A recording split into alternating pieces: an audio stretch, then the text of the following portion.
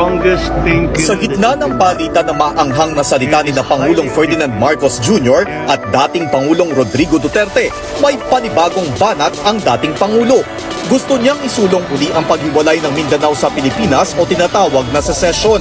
Bagay na binuhay niya sa kabila ng pag-arangkada ng People's Initiative para sa charter change.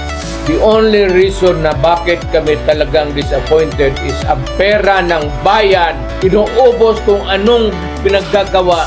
But of course, kung separate independent to at pagpuntahan lahat ito ang Pilipino, then it's gonna be a big problem.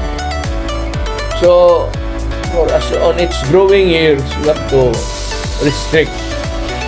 But you can come. Mga taga Luzon, Visayas, we will not deny you.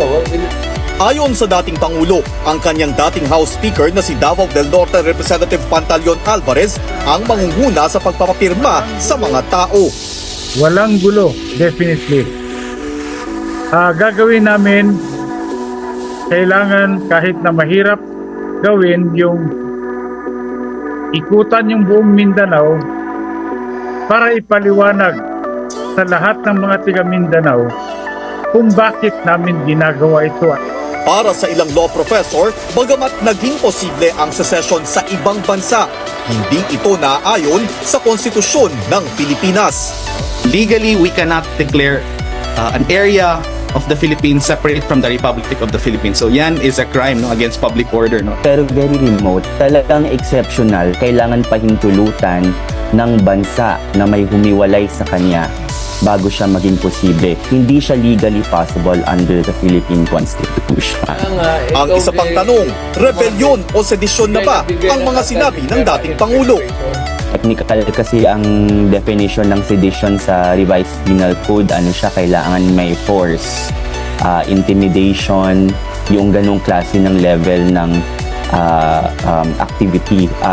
Kung ang level lang naman ng activity dito ay paggangalap ng signatures, hindi siya mag-rise to that level. If he keeps on reiterating, Adrian, his call for secession, and there are actually movements that would actively seek the separation of Mindanao from the Philippines, I think it's already a crime.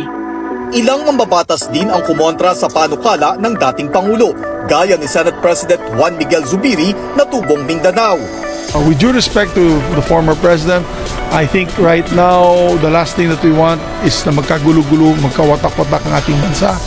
Tutol din ang kapwa Mindanaoan na si Senador Coco Pimentel na nagsabing kailangang manatiling buo ang bansa.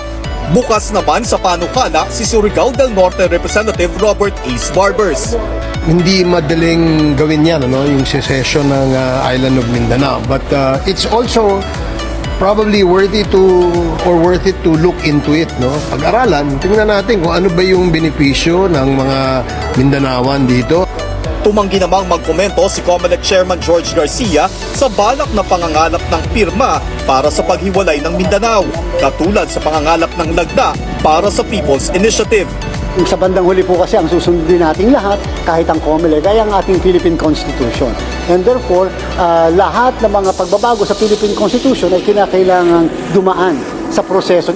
Wala pang komento ang Administrasyong Marcos sa panukalang humiwalay na ang Mindanao sa Pilipinas. Adrian Ayalin, ABS-CBN News.